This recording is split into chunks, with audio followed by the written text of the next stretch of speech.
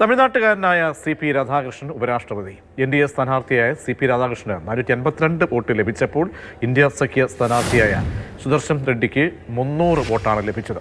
പ്രതിപക്ഷ നിരയിലെ വോട്ടും CP രാധാകൃഷ്ണന് ലഭിച്ചു. CP രാധാകൃഷ്ണന്റെ വീടിന് മുന്നിൽ നിന്നും അർജുൻ പീതാംബരൻ ചേരുന്നുണ്ട്. അർജുൻ, മികച്ച സംഖ്യയിൽ തന്നെ വോട്ട് നേടാനുമായിട്ടുണ്ട്. പക്ഷേ പ്രതിപക്ഷം പ്രതീക്ഷിച്ച വോട്ട് ലഭ്യമായിട്ടില്ല. അവിടെ വിള്ളൽ കൂടി വന്നിരിക്കുന്നു. എങ്ങനെയാണിത്? വലിയ ചർച്ചകളിലേക്കൊക്കെ വരും ദിവസങ്ങളിൽ പോകുന്ന നിലയിലേക്കാണോ? ഈ വോട്ട് ചോർച്ച സംബന്ധിച്ചൊക്കെയുള്ള പ്രതികരണങ്ങൾ എന്തെങ്കിലും ലഭ്യമായോ? വിജയത്തെക്കുറിച്ച് എന്താണ് NDA ക്യാമ്പ് പറയുന്നത്?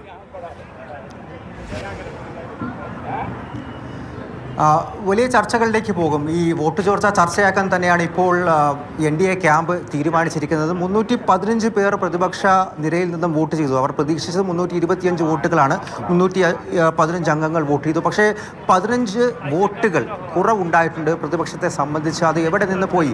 മഹാരാഷ്ട്രയാണെന്നും അതുപോലെ തന്നെ തമിഴ്നാട്ടിൽ നിന്നാണെന്നടക്കം വലിയ രീതിയിലുള്ള ചർച്ചകൾ ഈ ഒരു ഘട്ടത്തിൽ നടന്നുകൊണ്ടിരിക്കുകയാണ്. എന്നാൽ അവ്യക്തമായി തന്നെ തുടരുന്നു. അതിൽ എന്തെങ്കിലും തരത്തിൽ ഒരു വ്യക്തത വരണമെങ്കിൽ പോലും, അല്ലെങ്കിൽ ആ അഭ്യൂഹങ്ങളിൽ കൂടുതൽ അറിവ് ലഭിക്കുന്നെങ്കിൽ പോലും ഇനി മണിക്കൂറുകളോ ദിവസങ്ങളോ ആകുമെന്നുള്ളൊരു ഘട്ടത്തിൽ തന്നെ എന്തായാലും ഈ ഒരു വിഷയം, ഈ വോട്ട് ചോർച്ച ചർച്ചയാക്കാൻ തന്നെയാണ് NDA തീരുമാനിച്ചിരിക്കുന്നത്. 40% വോട്ടുകൾ പക്ഷേ ആകെ വോട്ട് ചെയ്തതിൽ നിന്നും സുദർശൻ റെഡ്ഡിക്ക്, അതായത് ഇന്ത്യ സഖ്യത്തിൻ്റെ സ്ഥാനാർത്ഥിക്ക് ലഭിച്ചിട്ടുണ്ട്. 2020 അത് 26%. ഇവിടെ പ്രതിപക്ഷ നിരയുടെ ഒറ്റക്കെട്ടായിട്ടുള്ള ശക്തി തെളിയിക്കപ്പെട്ടു എന്നുള്ള കാര്യമാണ് ഇപ്പോഴും കോൺഗ്രസ് വ്യക്തമാക്കുന്ന കാര്യം.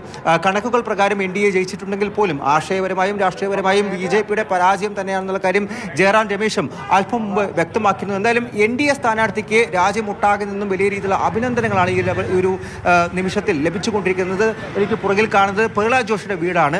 അവിടെയാണ് ഇപ്പോൾ CP രാധാകൃഷ്ണനുള്ളത്. ഈ വീട്ടിലേക്ക് നിരവധി ആളുകൾ അദ്ദേഹത്തെ കാണാൻ, നേരിട്ട് കണ്ട് അനുമോദിക്കാൻ വരുന്നുണ്ട്. അതായത് ഡൽഹി മുഖ്യമന്ത്രി രേഖ ഗുപ്ത, ഉപമുഖ്യമന്ത്രിയായിട്ടുള്ളവർ, മറ്റ് പാർലമെന്റ് അംഗങ്ങൾ, പ്രധാനമന്ത്രിയും അല്പസമയത്തിനകം ഇങ്ങോട്ട് വരുമെന്നുള്ള കാര്യമാണ് അറിയിച്ചിരിക്കുന്നത്. അങ്ങനെ അദ്ദേഹത്തിന് എല്ലാ രീതിയിലും അഭിനന്ദനങ്ങൾ ലഭിക്കുന്നുണ്ട്. അതേസമയത്ത് തന്നെ പ്രതിപക്ഷത്തിന് ഇപ്പോൾ സംഭവിച്ചിരിക്കുന്ന വോട്ട് ചോർച്ച അത് ചർച്ചയാക്കും. വരും ദിവസങ്ങളിൽ NDA തന്നെ മുൻകൈയെടുത്ത് അത് ചർച്ചയാക്കും എന്നുള്ള കാര്യം തന്നെയാണ് നിലവിൽ NDA ക്യാമ്പിൽ നിന്നും നിലവിൽ മനസ്സിലാക്കാൻ സാധിക്കുന്നത്.